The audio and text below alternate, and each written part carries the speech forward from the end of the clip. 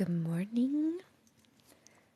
So some of you guys saw my post that I wasn't going to be live. I just took it down. We were supposed to have a fitness test today for my kids, but they canceled it because of weather. It's been super, I don't know, we're having like a storm. Right now it's sunny outside.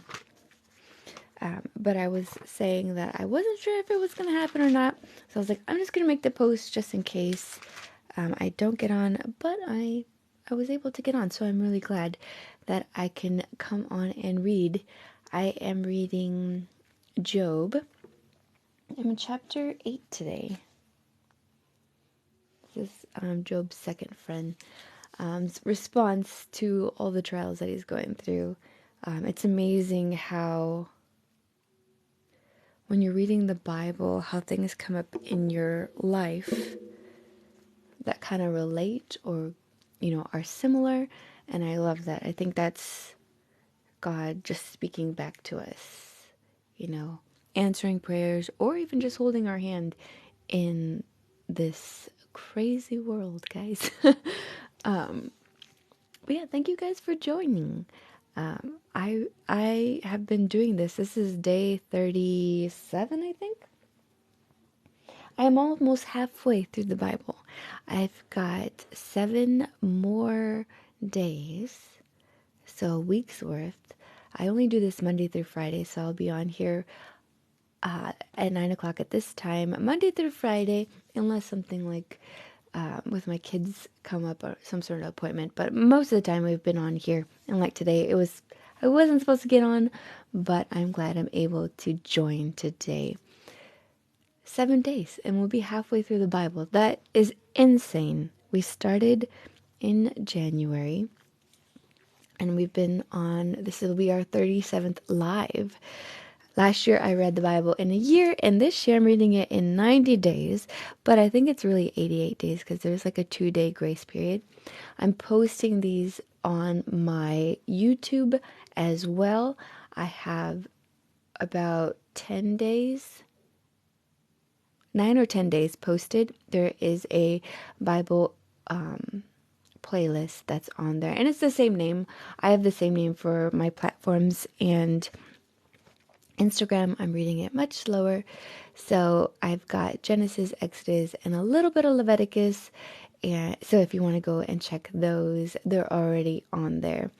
But I'll be doing more lives there. Let's see what else. What else did I want to say today? I think that's it.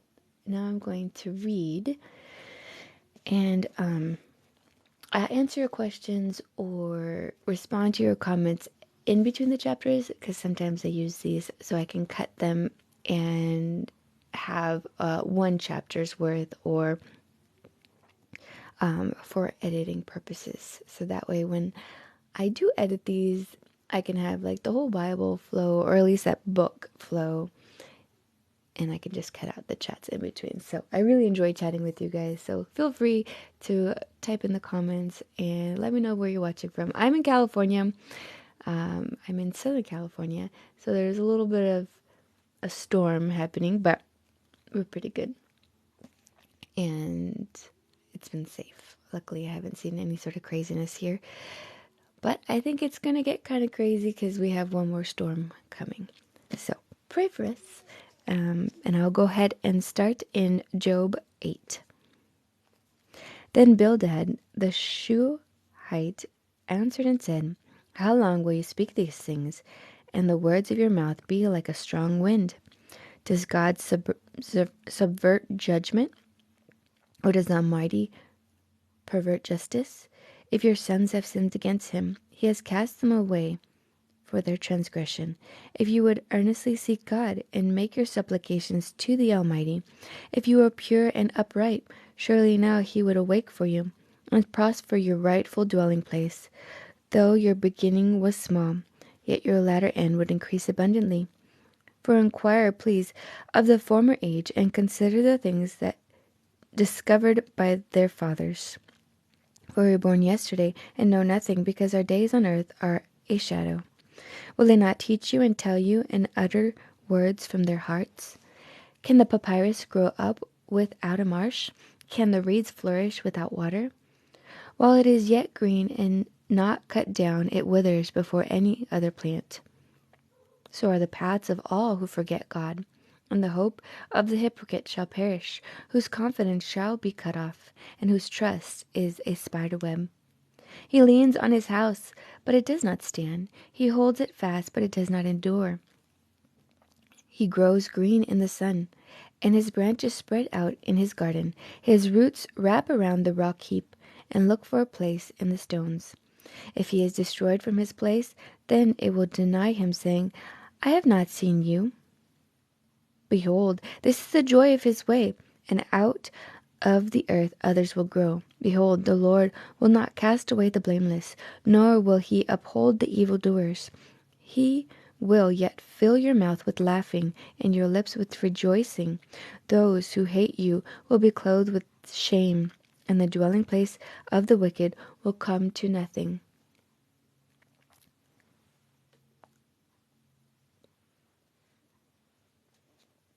Chapter 9. Then Job answered and said, Truly I know it is so, but how can a man be righteous before God? If one wished to contend with him, he could not answer him one time out of 1,000. God is wise in heart and mighty in strength, who has hardened himself against him and prospered. He removes the mountains, and they do not know, when he overturns them in his anger. He shakes the earth out of its place, and its pillars tremble. He commands the sun, and it does not rise. He seals off the stars. He alone spreads out the heavens and treads on the waves of the sea.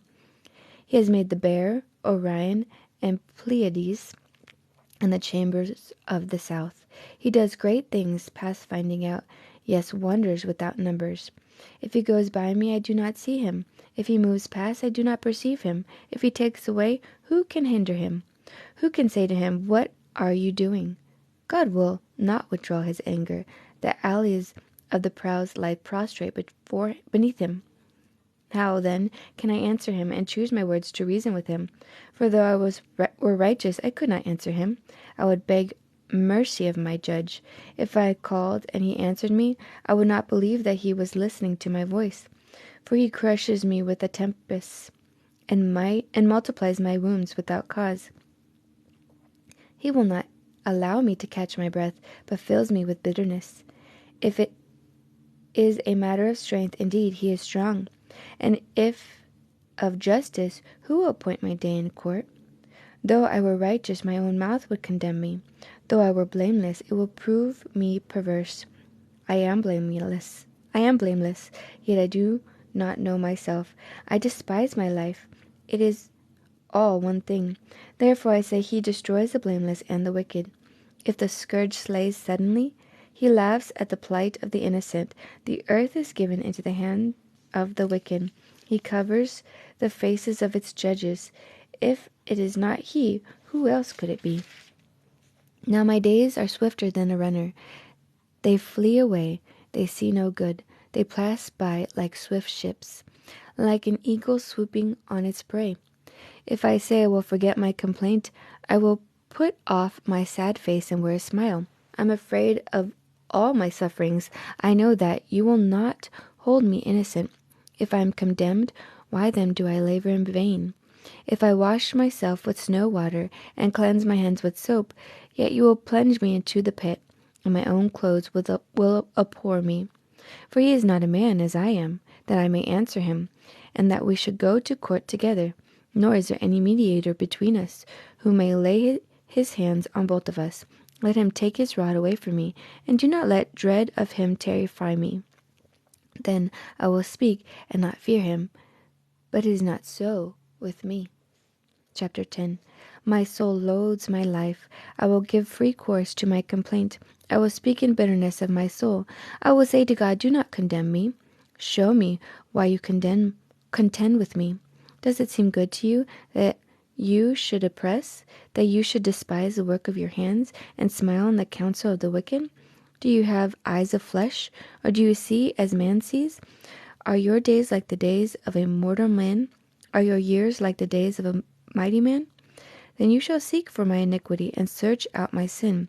Although you know that I am not wicked, and there is no one who can deliver from your hand. Your hands have made me and fashioned me, an intricate unity. Yet you would destroy me. Remember, I pray, that you have made me like clay. And will you turn me into dust again? Did you not pour me out like milk, and curdle me like cheese, clothe me with skin and flesh, and knit me together with bones and sinews? You have granted me life and favor, and your care has preserved my spirit. And the things you have hidden in your heart, I know that this was with you. If I sin, then you mark me, and will not acquit me of my iniquity. If I am wicked, woe to me. If I am righteous, I cannot lift up my head. I am full of disgrace. See my misery. If my head is exalted, you hunt me like a fierce lion, and again you show yourself awesome against me. You renew your witnesses against me, and increase your indignations towards me. Changes and war are ever with me. Why then have you brought me out of the womb? Oh, that I have perished, and no eye have seen me. I would have been as though I had not been. I would have been carried from the womb to the grave. Are not my days few? Cease, leave me alone, that I may take a little comfort, before I go to the place from which I shall not return, to the land of darkness and the shadow of death, a land as dark as darkness itself, as the shadow of death, without any order, where even the light is like darkness. Hi, Maya. Chapter 11.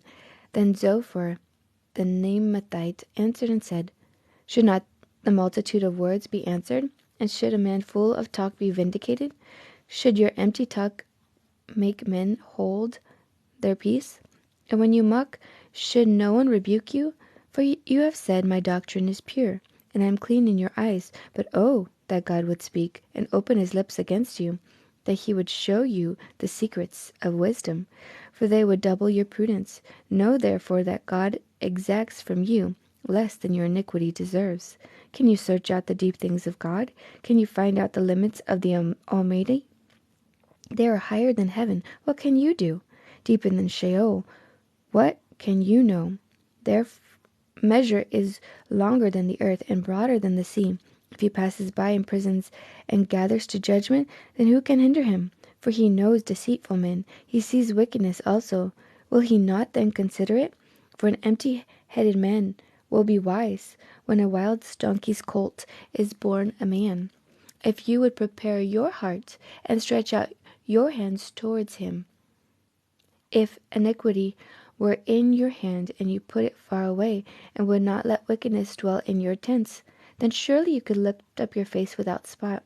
Yes, you could be steadfast and not fear, because you would forget your misery and remember it as waters that have passed away, and your life would be brighter than noonday.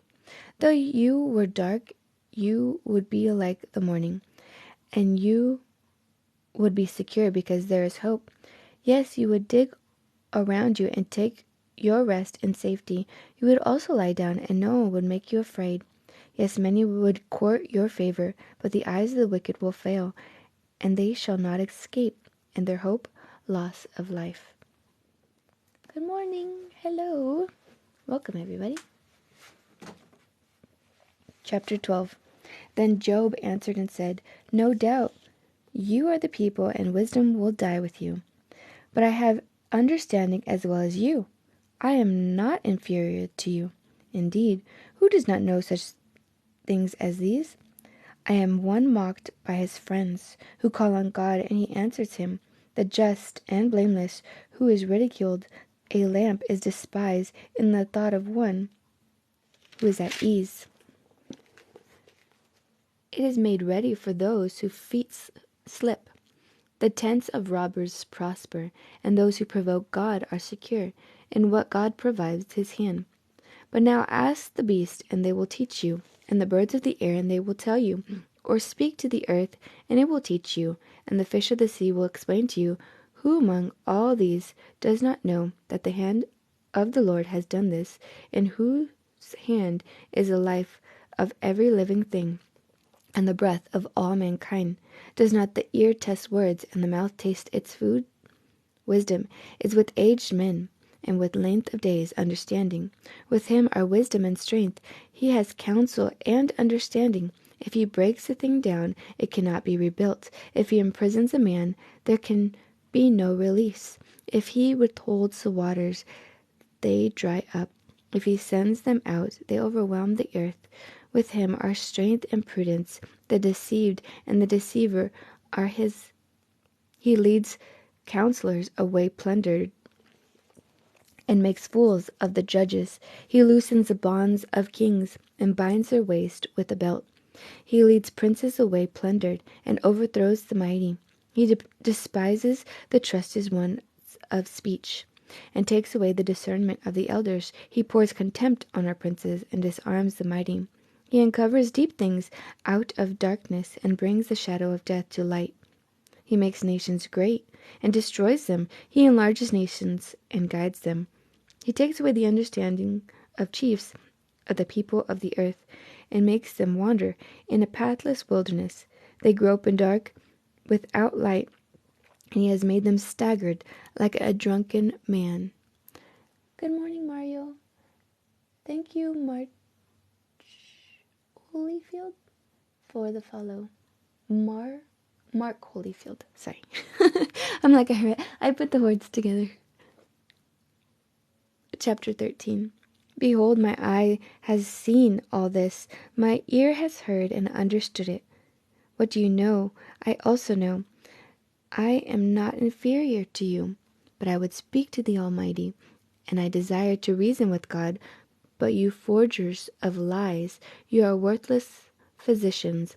Oh, that you would be silent, and it would be your wisdom. Now hear my reasoning, and heed the pleadings of my lips. Will you speak wickedly for God, and talk deceitfully for him? Will you show partiality for him? Will you contend for God? Will it be well when he searches you out? Or can you mock him as one mocks a man? He will surely rebuke you, if you secretly show partiality. Will not his excellence make you afraid, and the dread of him fall upon you? Your platitudes are proverbs of ashes, your defenses are defenses of clay. Hold your peace with me, and let me speak, then let come on me what may. Why do I take my flesh in my teeth, and put my life in my hands? Though he slay me, yet will I trust him. Even so, I will defend my own ways before him. He also shall be my salvation, for a hypocrite could not come before him. Listen carefully to my speech and to my declaration with your ears. See, now I have prepared my case. I know that I shall be vindicated. Who is he who would contend with me? If now I hold my tongue, I perish. Only two things do not do to me. Then I will not hide myself from you. Withdraw your hand far from me, and let not the dread of you make me afraid. Then call, and I will answer, or let me speak, then you respond to me. How many are my iniquities and sins? Make me know my transgressions and my sin. Why do you hide your face, and regard me as your enemy? Will you frighten a leaf, dribble to and fro? And will you pursue dry stubble? For you write bitter things against me, and you make me inherit the iniquities of my youth. You put my feet in stocks, and watch closely all my paths. You set a limit for the soles of my feet. Man decays like a rotten thing, like a garment that is moth-eaten. Chapter 14. Man who is born of woman is of few days and full of trouble. He comes forth like a flower and fades away. He flees like a shadow and does not continue. And do you open your eyes on such a one, and bring me to judgment with yourself? Who can bring a clean thing out of an unclean? No one. Since his days are determined, the number of his months is with you. You have appointed his limits, so that he cannot pass. Look away from him, that he may rest, till like a hired man he finishes his days. For there is hope for a tree, if it is cut down, that it will sprout again, and that its tender shoots will not cease. Though its roots may grow old in the earth, and its stump may die in the ground, yet at the scent of water it will bud, and bring forth branches like a plant. But man dies and is laid away. Indeed, he breathes his last, and where is he? As water disappears from the sea, and a river becomes parched and dries up. So man lies down and does not rise, till the heavens are no more. They will not awake, nor be roused from their sleep. Oh, that you will hide me in the grave, that you would conceal me until your wrath is past, that you would appoint me a set time and remember me. If a man dies, shall he live again? All the days of my hard service I will wait till my changes come. You shall call, and I will answer you. You shall desire the work of your hands, for now you number my steps. But do not watch over my sin. My transgression is sealed up in a bag, and you cover my iniquity. But as a mountain falls and crumbles away, and as a rock is moved from its place, as water wears away stones, and as torrents wash away the soil of the earth, so you destroy the hope of man. You prevail forever against him, and he passes on. You change his countenance and send him away. His sons come to honor, and he does not know it. They are brought low, and he does not perceive it. But his flesh will be in pain over it, and his soul will mourn over it.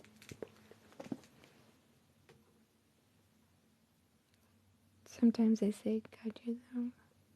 Don't test me. You got the wrong person. I'm not Joe. Please don't test me. It's good to be tested. Thank you, Lady Fresh, for the follow. It's there was a verse and it talked about it that's where you get your character. You're tested, and he molds you like him. If you're not tested, if you're not growing, and you just become this like stagnant water. I always think of that, like, you know, when you see water that doesn't move and it's just stagnant, and it develops like a film. It develops mosquitoes, and it's just, sometimes it's like green or different colors, and like we want to be flowing, you know. I don't like being tested because I usually fail. I used to think that I shouldn't pray for certain things because then he's going to test me. Because you know, if you pray for something, he tests you on it. But I've learned that though I fail, it's become easier to recognize that it was a test. And my husband always used the analogy of baseball. Because baseball, they don't hit a lot of them. Like, they don't, it's not like,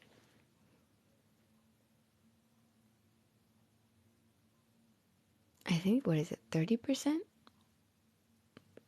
A good baseball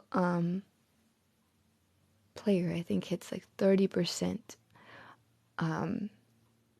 which seems like a very small amount, but it's still more than none. You know, it's still more than not trying. I do pray to give me a new heart and complain about being tested. I know, it's so hard.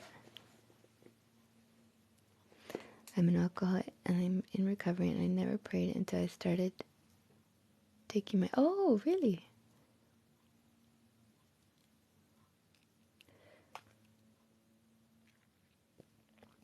I always have a hard time when people say they define themselves with their, I guess you could say, sin. You know, because your definition as a Christian, if you're a Christian and you're seeking the Lord and you're choosing God, you're those old things are passed away. Though you may be tempted and fail at times, they're gone. You're not defined by them, you know. And when you're in recovery, just hold fast to that. You're not defined by your mistakes. You know, God wipes them away. So that just made me think about that. Some recovery programs will say that I'm like, I am this, I am that. It's like, the more you state that, the more you are defining yourself with that. And like, I'm a Christian. Like, I am a follower of Jesus. I that's what I want my definition of myself to be. And though I do lots of things, we're not perfect. I don't want that to define me. I always want to be moving forward. Even if I fail, like, I always want to move forward, and we should hold fast to that. Ever since I started praying, I feel like they're being anti-atheist, but I find it amazing. I'm seeing this now. I'm starting to question being an atheist. Oh, that's a good change.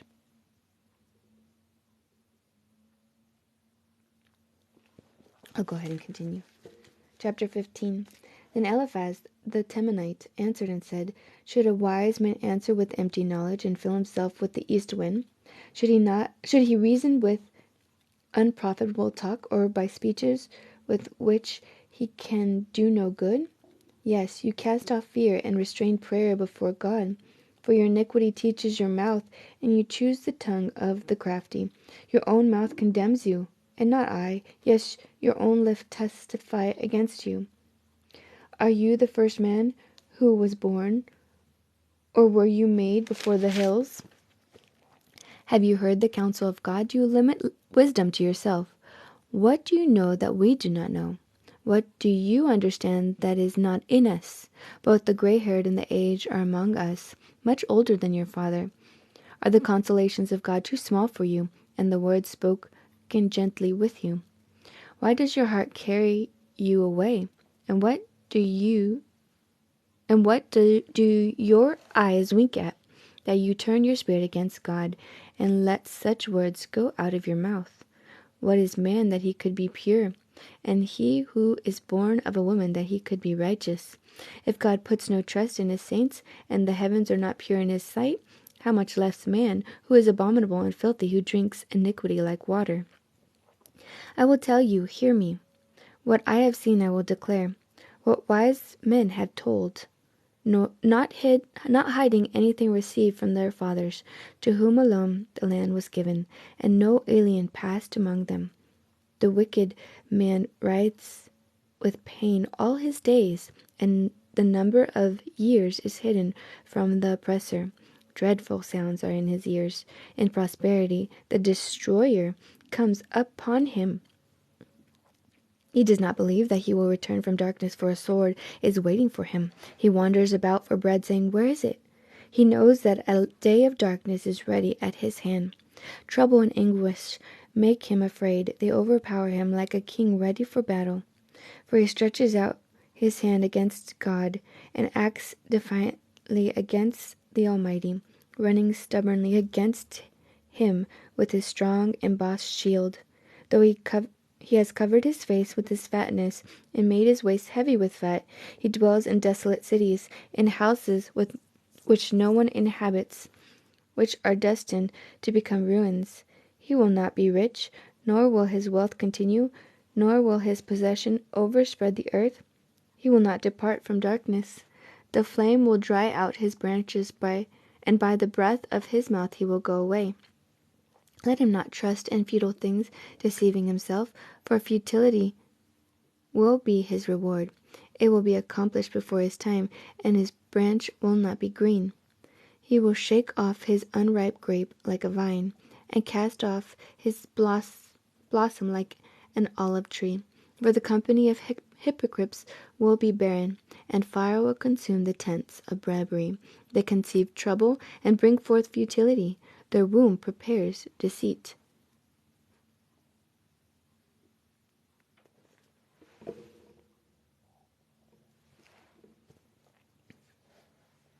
Chapter 16. Then Job answered and said, I have heard many such things. Miserable comforters are you all. Shall words of wind have an end? Or what provokes you that you answer? I could speak as you do, if your soul were in my soul's place. I could heap up words against you and shake my head at you. But I would strengthen you with my mouth, and the comfort of my lips would relieve your grief.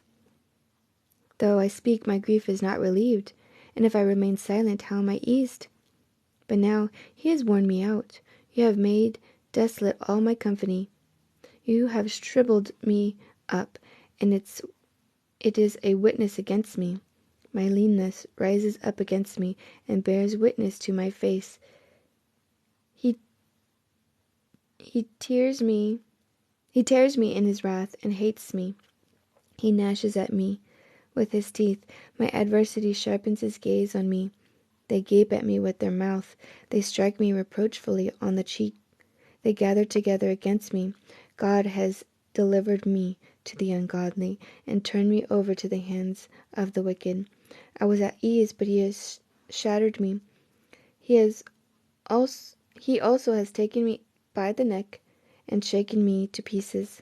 He has set me up for his target. His archers surround me. He pierces my heart and does not pity. He pours out my gall on the ground. He breaks me with wound upon wound. He runs at me like a warrior. I have sewn sackcloth over my skin and laid my head in the dust. My face is flushed from weeping, and on my eyelids is the shadow of death.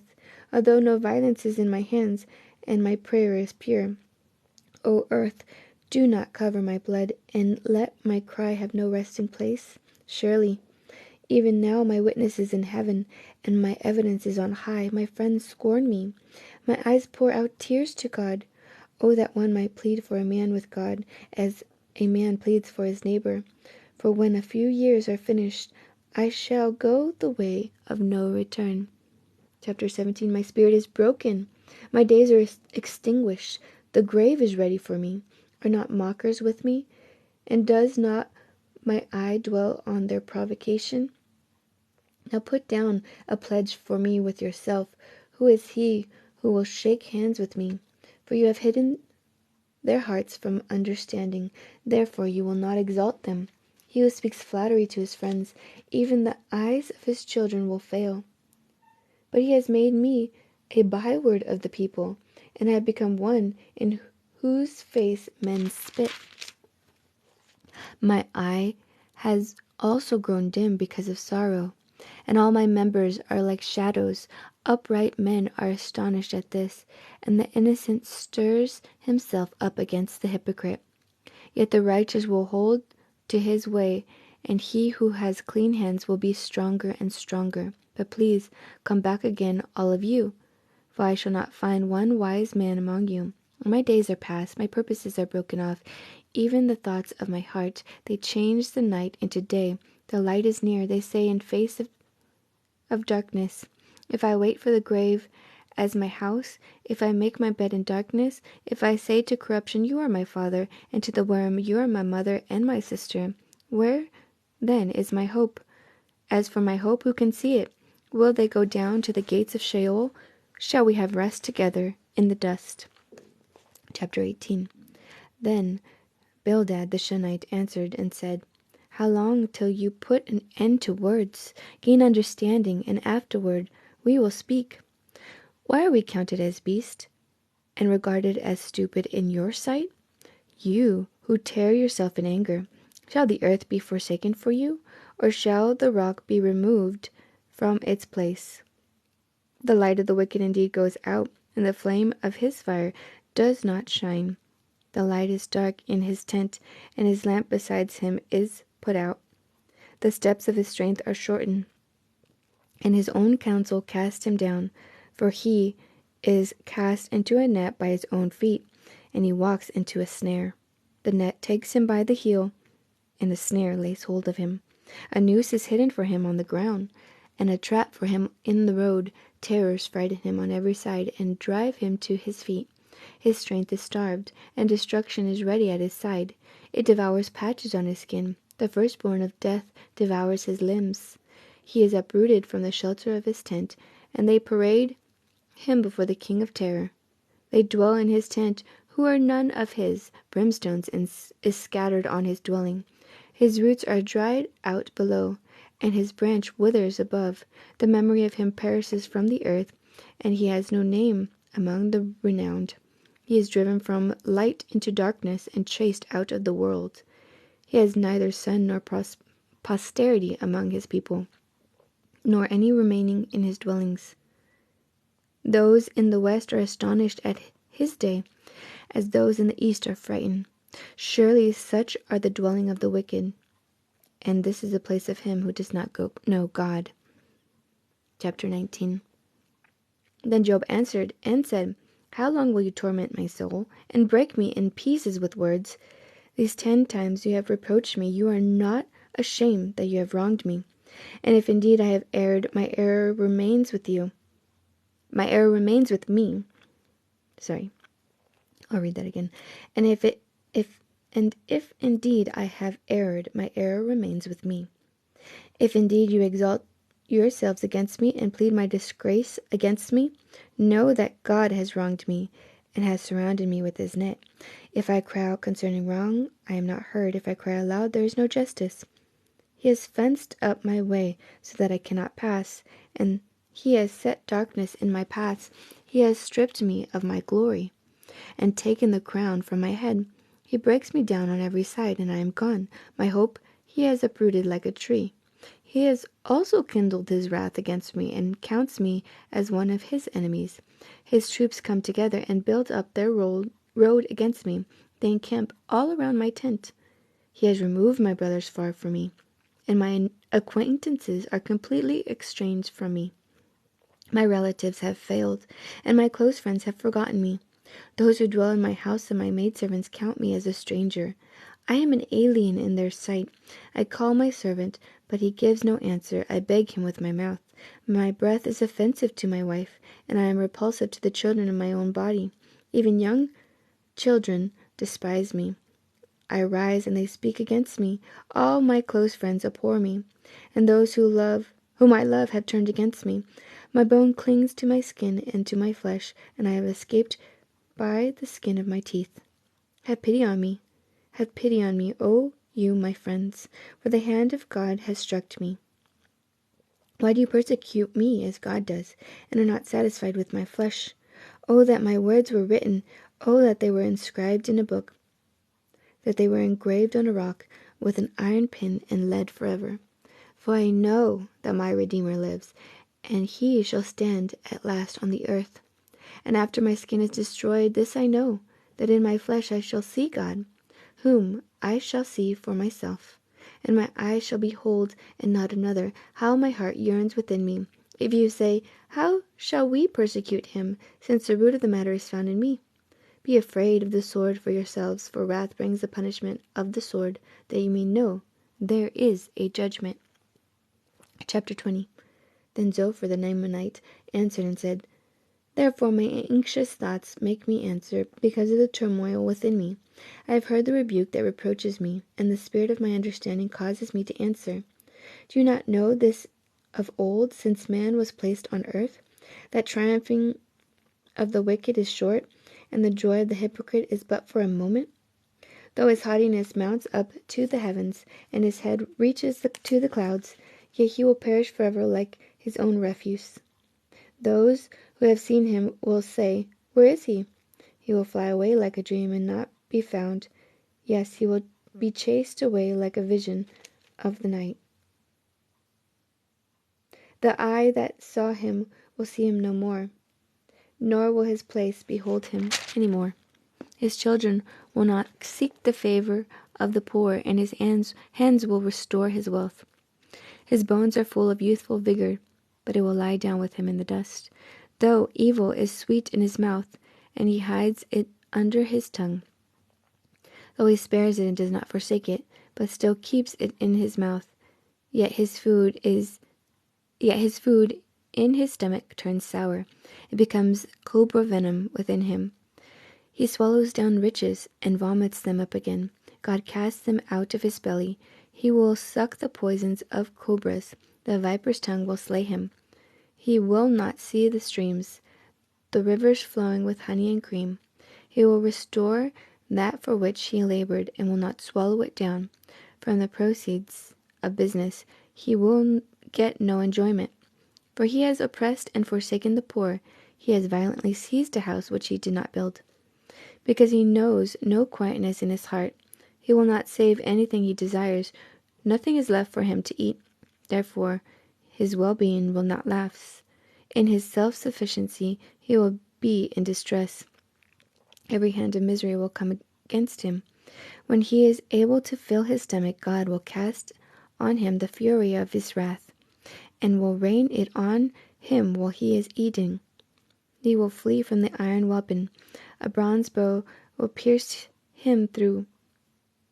It is drawn and come out of the body. Yes, the glittering point out of his gall. Terrors came upon him. Total darkness is reserved for his treasures. An unfanned fire will consume him. It shall go ill with him who is left in his tent. The heavens will reveal his iniquity, and the earth will rise up against him. The increase of his house will depart, and his goods will flow away in the day of his wrath. This is a portion from God for a wicked man, the heritage appointed to him by God. Chapter 21. Then Job answered and said, Listen carefully to my speech, and let this be your consolation. Bear with me that I may speak, and after I have spoken, keep mocking. As for me, is my complaint against man? And if it were, why should I not be impatient?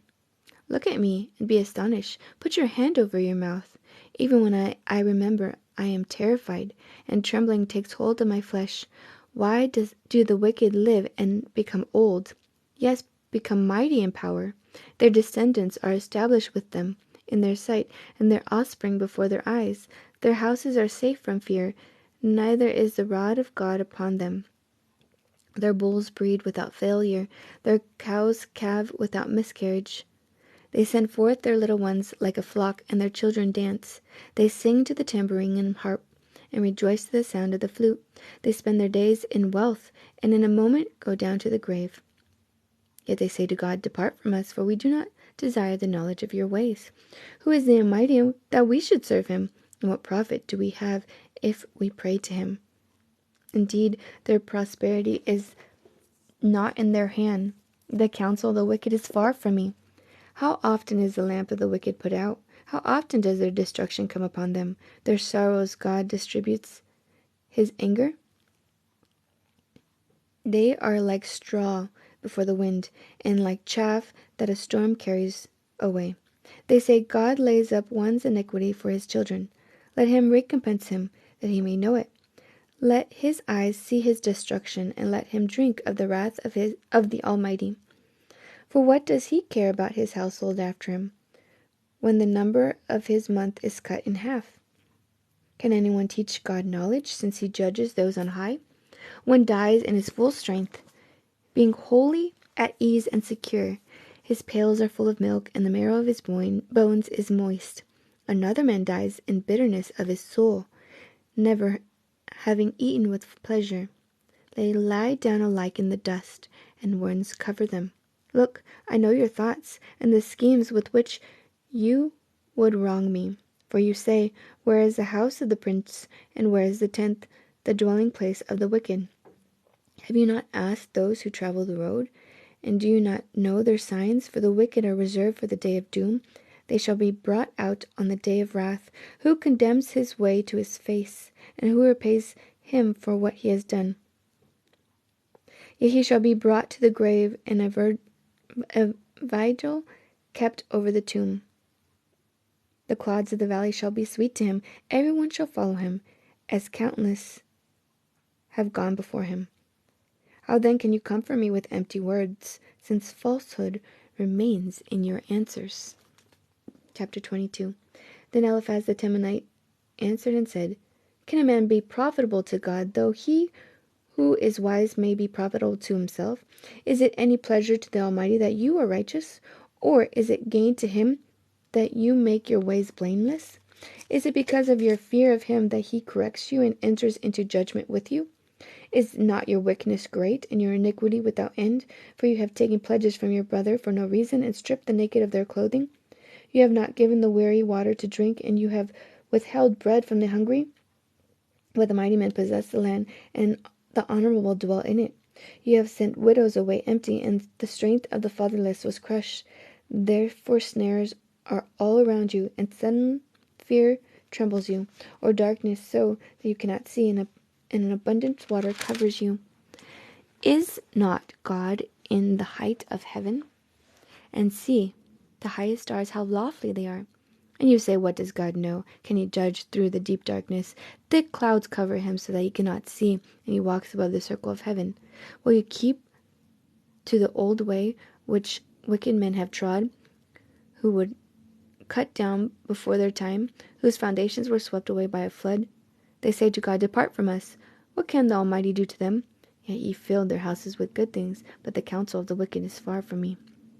The righteous see it, and are glad, and the innocent laugh at them. Surely our adversaries are cut down, and the fire consumes the remnant. Now acquaint yourself with him, and be at peace. Therefore good will come to you. Receive, please, instruction from his mouth, and lay up his words in your heart. If you return to the Almighty, you will be built up. You will remove iniquity far from your tents. Then you will lay your gold in the dust, and the gold of Ophir among the stones of the brooks. Yes, the Almighty will be your gold, and your precious silver, for then you will have your delight in the Almighty, and lift up your face to God. You will make your prayer to him. He will hear you, and you will pay your vows. You will also declare a thing, and it will be established for you. So light will shine on your ways. When they cast you down, and you say, exaltation will come, then he will save the humble person. He will even deliver one who is not innocent. Yes, he will be delivered by the purity of your hands. I think that's so crazy. He was just naming all these different sins and saying, basically to confess them. That was I never paid attention to that. But he talked about taking bribes, not giving water to the weary, not giving bread for the hungry, sending widows away. That's intense. And these are his. I believe these are his closest friends. So it's pretty interesting that they are so adamant that he's doing something. Job about to end already. That was quick. Yeah, I think what Job goes to 42. I'm only going up to 40. I'm only reading 2 more chapters, so 23 and 24. I just wanted to stop because that was intense. Because I felt like they were keeping it very general and saying like, confess your sins, Oh, you're cooking right now? That's awesome. What are you cooking? I feel like they were telling him, confess, God doesn't do this just to anybody. He does it to the wicked people. And Job's like, well, what have I done? Like, but I think this is going to be good. And the next few chapters is Job's response. But he says it. Job's friends accusing him, laugh out loud. Yeah, and I wonder if these were sins that they struggled with. Because sometimes I think we tend to project our sins onto other people. Especially if they're like secret sins. I feel like there's certain sins that I think we struggle with or we don't have as much compassion on. And sometimes those are the sins that we do. It's clear. Even those who know the ways of God doesn't know everything. Yes. Yeah, and I think what I remember about Job is his 3 friends. The first one who spoke, I think, is the oldest, and then the youngest is the one that ends up speaking after. So I think this might be the youngest one. Or I don't remember if this is the oldest one talking again. Let me see. Because I remember them saying something. Okay, so this might be the oldest one again. That when they speak, they speak in order. I have to look that up though. I'm not really sure, but I remember hearing, I believe it's the oldest spoke first. And I think that was the same one speaking again. I'll go ahead and continue the next 2 chapters.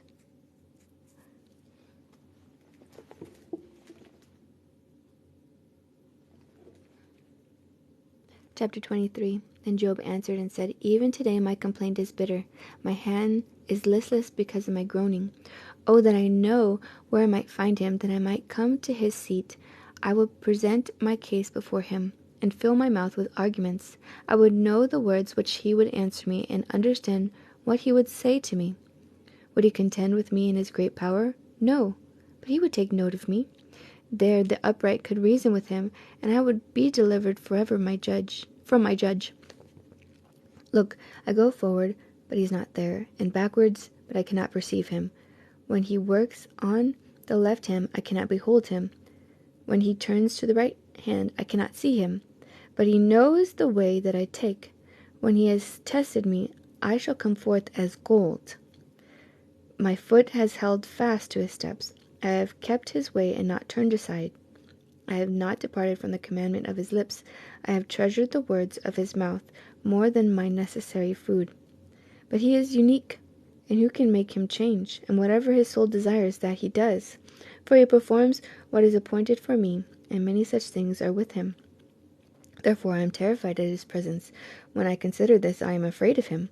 For God made my heart weak, and the Almighty terrifies me, because I was not cut off from the presence of darkness, and he did not hide deep darkness from my face. Chapter 24. Since times are not hidden from the Almighty, why do those who know him see not his days? Some remove landmarks, they seize flocks violently and feed on them. They drive away the donkey of the fatherless. They take the widow's ox as a pledge. They push the needy off the road. All the poor of the land are forced to hide. Indeed, like wild donkeys in the desert, they go out to their work, searching for food. The wilderness yields food for them and for their children. They gathered their father in the field, and gleaned in the vineyard of the wicked. They spent the night naked without clothing, and have no covering in the cold. They are wet with the showers of the mountains, and huddle round the rock for want of shelter. Some snatch the fatherless from the breath, and take a pledge from the poor. They cause the poor to go naked without clothing, and they take away the sheaves from the hungry. They press out oil within their walls, and tread wine presses, yet suffer thirst. The dying groan in the city, and the soul of the wounded cry out, yet God does not charge them with wrong. There are those who rebel against the light. They do not know its ways, nor abide in its paths. The murderer rises with the light. He kills the poor and needy, and in the night he is like a thief. The eye of the adulterer waits for the twilight, saying, no eye will see me. And he disguises his face.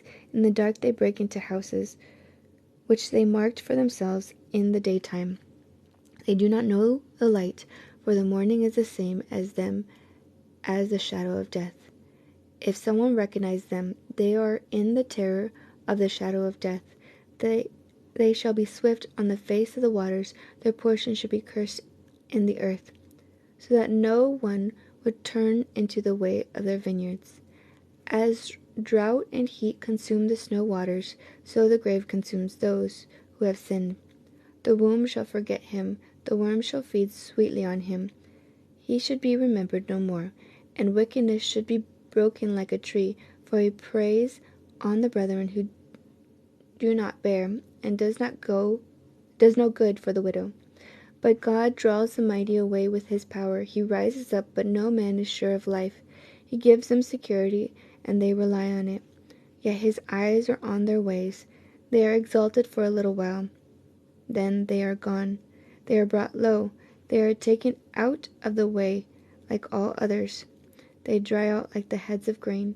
Now, if it is not so, who will prove me a liar and make my speech worth nothing? It's such a crazy passage.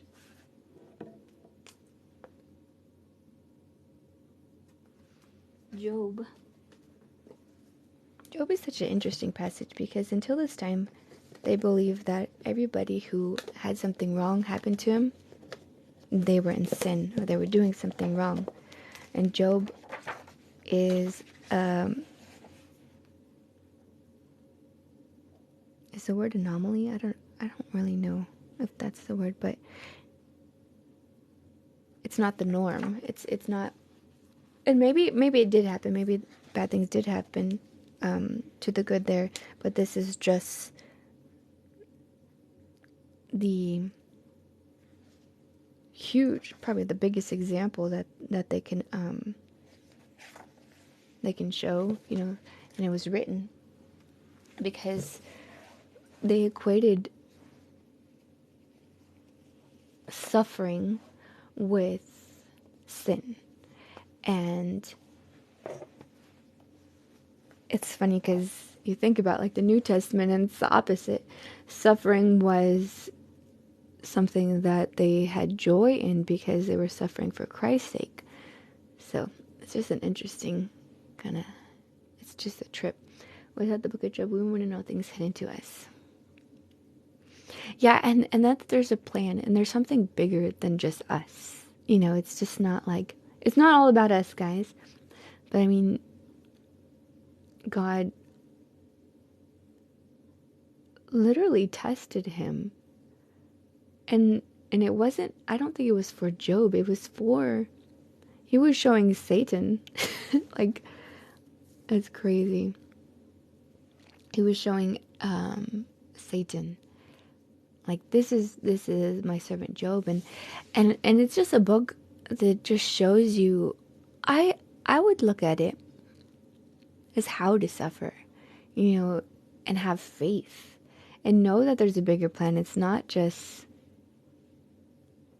you know, there's a way to suffer, you know, and it sounds kind of, oh, there was a little note in my Bible, and it talked about, it was like a compare and contrast kind of thing of how to suffer and how not to suffer. Let me read that to you. I glanced at it, but I didn't read it. But I think it might be very helpful because I think this is a time of suffering. I think that there's a lot of people suffering right now, and the enemy is at work in a huge way. And so this might be very helpful. And so it says how to endure suffering, and it's like this little chart. I think you could see it. So I'll tell you the wrong way. It says demands to know why. And then so the right way would be content to know who is in charge. And then the wrong way would draw from God. And then the right way would be to acknowledge that he is with you. Pray all the more. And then the wrong way would be withdraw from others. And it says the right way to keep fellowship with believers. And a wrong way would decides the limit to your own endurance. And then the right way would be know that God sets and knows your limits. That's a good one. Wrong way, be impatient with God. Right way, wait for his perfect timing. A wrong way would seek your own remedies. And right way, trust in the Lord to guide. Wrong way, give up to despair. And a right way would be wait upon the Lord. A wrong way, delude yourself. A right way is to seek the truth. A wrong way would be to indulge yourself. And a right way would be to keep pure. A wrong way would become angry. And a right way is to master the anger. Wrong way would become depressed. And a right way would to hope in the Lord. And then just to know like the joy in his salvation. He saved you. Though everything will go wrong, he still saved you and you still have salvation. And that's the only thing I can cling on. I think a lot of times I can get discouraged at times and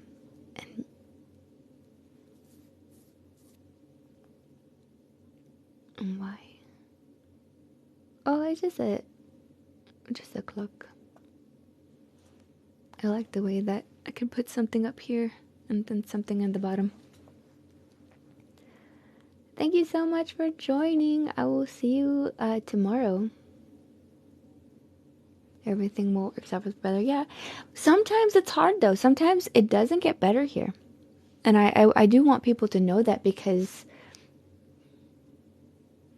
I think some people think that if we go and do all the right things and we pray, go to church and we seek the Lord, that life's going to get better. Life doesn't get better, but we get the strength to move forward and the trials become easier. I don't know if that's the right word. The trials become more, I don't think easier would be because it does get harder. I feel like each trial that I've gotten has been harder than the next trial. When it comes to big trials, little trials, you know, like, oh, okay, I know this is a trial, or I know this is a trial, this is a test. And I was tested last week a couple of times, and I was like, One test I failed, and I felt like the other one I did okay, but I still felt in my heart, I don't know, I just felt something different. For sure. Even if we suffer, as long as we rest in another life. Satan attacks the righteous behind the scene, just like Job, yeah.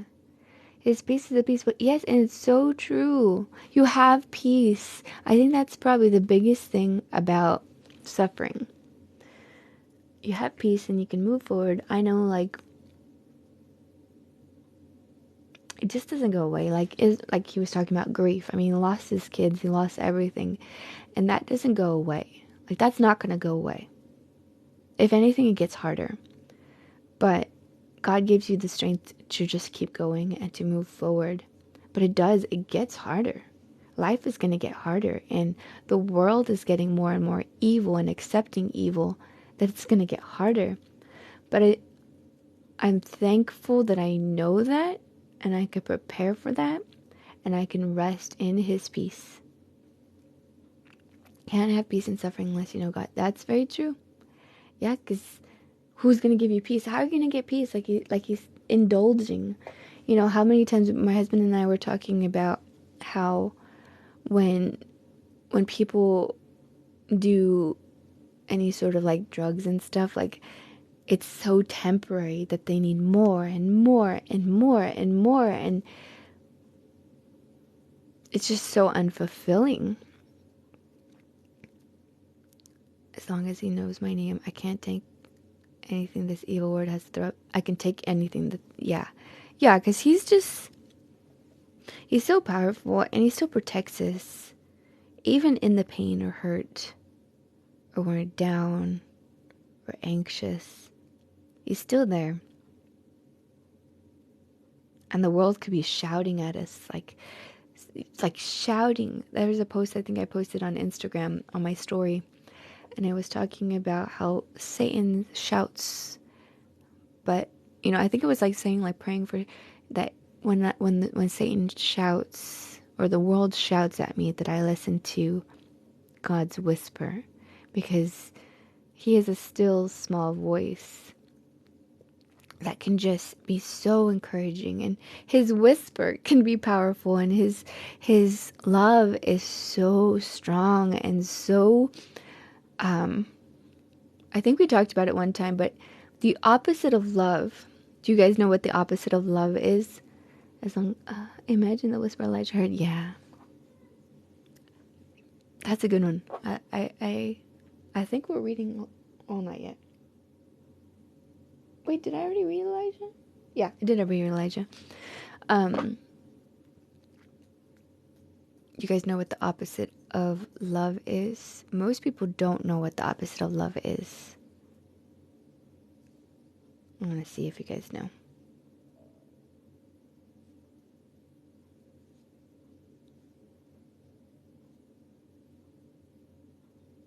Most people say hate. But I was listening to a study, and they were saying the opposite of love is actually... You're going to Google it. The opposite of love is actually fear. And then it says, perfect love casts out all fear. One of the biggest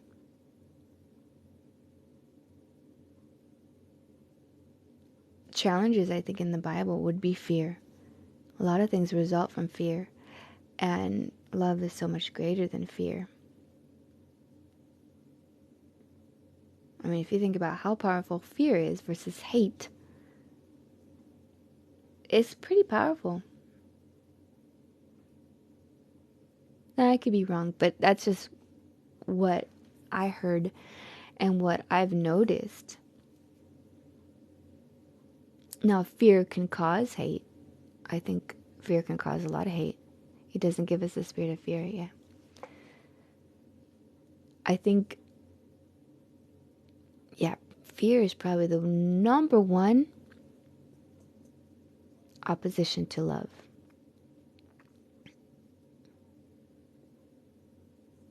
I think fear is very powerful, but love can overpower fear.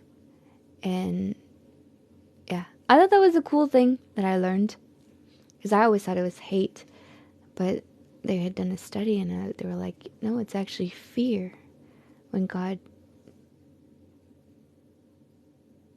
talks about it, fear is the greatest opposition to love. How many times do we not want to love people because we're afraid that they won't love us back? We're afraid we are going to give more than what they're going to give, which is not what love is. Love is unconditional. Elijah felt fury too, yeah. Are you studying Elijah right now? But yeah, fear is powerful. To a point, yep.